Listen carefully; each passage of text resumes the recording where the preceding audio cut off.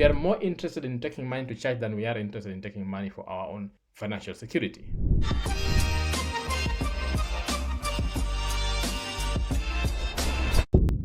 Let me read out something so you will just understand what I want to talk about. So let me give you context first. Nairobi's Sitam Church makes 1.6 billion from tithe in 12 months. That's 1 year. 1.6 billion. 1.6 billion Kenya shillings.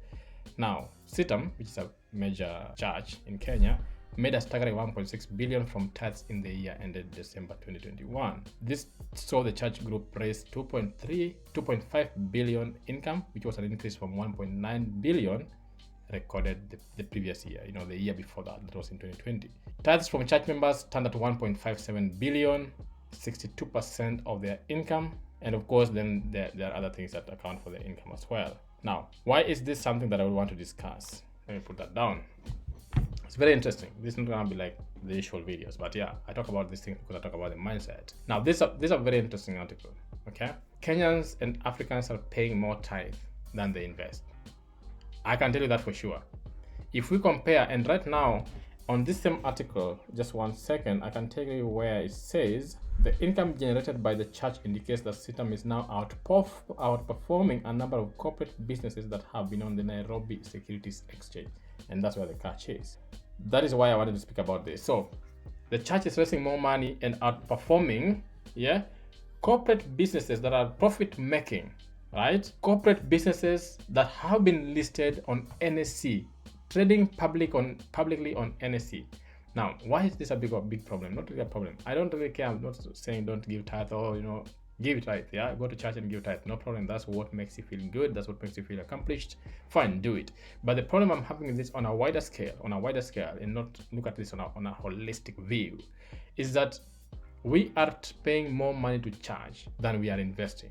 We are more interested in taking money to church than we are interested in taking money for our own financial security. And where does this portend a problem for people or for our people, or what does this show for a nation? Now, number one, it means we believe more in the miracles of life, right, than hard work and logical stuff that work for people. So if you want to invest, you can still pay your tithe, but you still have to invest. And my issue with this is that people have been grilled or drilled to be paying tithe in a more religious manner than they can invest. If you tell someone to invest consistently for a period of time, they will always have a problem with it. And when you come back after a few months, they will tell you they're not doing it consistently. And if you ask them why, they won't have a very good reason for it. If you ask the same person if they've been paying tithe for a long time, they will tell you, yes, I have been paying tithe religiously. Now, my question would be, why do you pay tithe for a long time without ever giving up, without ever tiring? But you cannot invest without ever tiring. Now, the two things are meant to give you some kind of hope or security, whatever. I don't know why you pay tithe. Tithe could be probably you believe something good is going to happen when you do it, right? Financially speaking, because that's what they promise. Prosperity gospel, that's what they promise. But let's say you're not even into prosperity gospel, you're doing it because that's what the Bible says you should do. So in this sense, you're paying tithe the church and hoping that things get better for you as a person. Definitely, not just paying tithe for the sake of it. You're paying tithe because things will get better. It's by hope. Now, you also have this other logical side whereby you're putting away money every single month, let's say 10% of your money or 15% of your money for life, because you know what? It's going to guarantee you financial security. This is logical. This is proven. This is practical. This is something that has been done before. So why do people not do something they're so sure will happen? So if I save my 15% and put in an investment, I know how much I'm going to get out. I know I'm going to build wealth at some point. This other one, you're not sure. You believe, right? It's a belief. And I'm not saying it's a bad thing to believe. No, I'm just saying, why is your mind more predisposed to pay tithe and not to invest in your future? You have children that depend on you. You have people that depend on you. You have yourself that depends on you, right? So why is it so difficult? Let me tell you why. It's mindset. It's because you have been made to believe that something more drastic is likely to happen. Most people give tithe because they are expecting something more drastic to happen. So some will give tithe out of just they have enough, right? They have it. Most people give tithe. And by the way, most people who give tithe are not as rich people, okay? Tithe come from people who are trying to make it. So what they do is because they are hoping that that process of giving tithe will lead to something really, really good happening, including something good financially speaking. It's a brain thing. Now, I'm not saying stop. I'm just saying if we could have the same religiosity in investing in our future, we could be doing well on the spiritual front, but also doing well on the financial front. Now, the problem here is that we are doing well on the spiritual front. I would say well, based on the church, right? But we're doing poorly when it comes to the normal front. We are doing poorly when it comes to the financial front. One thing we need to understand from this point going forward is that the same kind of mindset that we have when it comes to investing in church, we should have it when it comes to investing in ourselves. And I believe that's what even God would want, because then you love yourself so much that you have to put something aside for your future. Now, the other reason why I want to talk about this is because if you get a society that believes so much in something unseen, then there's a problem in that society. This is something that is now outperforming normal corporates that have like normal stocks. It's getting way more money, and remember, they don't pay taxes, right? So they're making loads and loads of money. Who are they making this money from?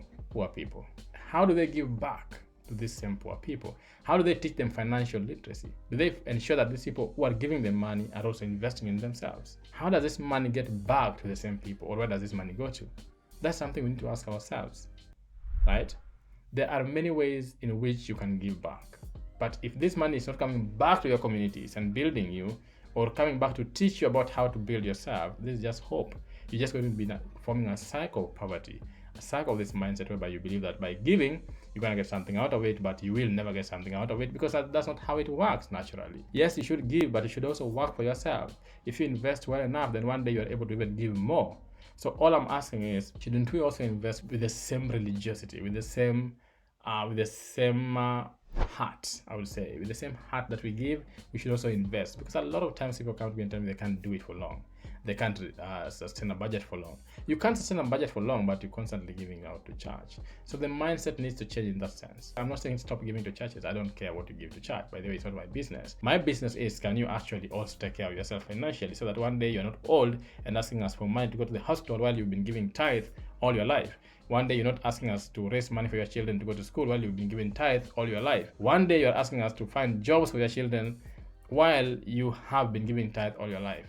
What does tithe help you with? Is it changing your life practically? Have you asked yourself that question? Is it directly impacting your life? Now, I'm not saying stop. I'm also saying, but investing is going to change your life directly. If you buy a house today, it's going to give you cash flow every single month of your life, and you're going to have that asset with capital appreciation on it. It's something we can see. It's something you can say, hey, here is my 20 million Kenya shillings in this building. I get this amount of cash flow, and then I can take part of it and give to church. But whereby you're getting your salary, you give it to church, whatever is left, you eat it, and then one day you become a problem to the society, then you haven't helped the society in any way. So the fact that we are putting more money into church, more than we are putting into investments, shows you the problem in the society, because the society is more religious than it is practical. We are not practical. We're not focusing on the things that happen for real. We're not focusing on the logic. This is a capitalistic system. The capitalistic system wasn't built on pure spirituality. Spirituality is just one of the cornerstones. That, if it exists, is just one of the cornerstones. The main kernel, the main centerpiece of the capitalistic system is consistency, hard work, and logic. Okay, yes, miracles can happen in your life. Yes, good things can happen in your life. You can have good luck and all those things, but that's just a small percentage of people. The proven method of people building wealth, having financial security, having financial freedom, having a good life, having a comfortable life, is through constant investing, very focused investing in very clear areas. Like I just did a video on businesses that you can open. You have a business, you're running a business, you're making money, it generates. You're providing a service, you're providing a product, you're providing whatever it is you're providing, and you get paid for it. If we were that kind of society, we'd be putting more money in the NSE, we'd be putting more money in bonds, we'd be putting more money in real estate, we'd be putting more money in investing in ourselves and teaching our children and learning financial literacy and changing our perspective of life and financial perspectives, instead of putting so much in tithe. The only issue with this is that now the tithe is not even becoming more than normal corporates that generate profits for the economy. Now, I don't know where this money goes to. I don't even know if it serves the economy in the right way. But I know that the corporates in the NSE serve the economy, because when money circulates, we buy stocks, we are serving our economy. Okay, these companies, they grow, they employ people, a lot of things happen on the back end with us investing in these companies. So if you look at it on a wider view, a country where people are invested more in the church than they are invested in themselves, they're invested in practical stocks, they're invested in practical investments that give back some kind of realistic cash flow, that is a problematic society. And if it is not controlled, then we end up having people who are constantly praying for hope and praying for miracles, and less people who are working practically to make things work, and that's why we have so much poverty. So we have to think, why would a church generate billions and billions of money in profit and income in a year and outdo some companies that are also corporates, that are profit-making companies, focused every single day on making profit in the same country? And the problem is because not the companies or not the churches, but the people have been brainwashed. They've been made to believe this is the easiest way out. So we are using our money, the little money that we have, to try and find an easy way out. There is no easy way out. You're gonna have to be practical. You're gonna have to invest money. The money gonna have to generate some income and cash flow, and then gets back to you. Mindset has to change. You have to look at things differently. Okay? Buy an asset, let the asset pay for the tithe. Don't go to work, make money, take 10% of it. If you're earning 20,000, you take 10%, it's gone. What you have, you're struggling. You can't even invest. If you can invest and do the 10%, perfectly fine. I'm fine with that. But if you cannot invest, but you're constantly giving the church money, I'm gonna call you stupid at the end of the day, because I'm like, what? You didn't take care of yourself, but you took care of the God. Take care of yourself, and I believe God created you to take care of yourself. Even God would really think you're stupid if you're not taking care of yourself, but you're busy taking care of, I don't know, church or whatever, and the pastors, right? If you think that's wrong, I'm sorry, but that's my opinion, guys. We need to think about this. I'm out.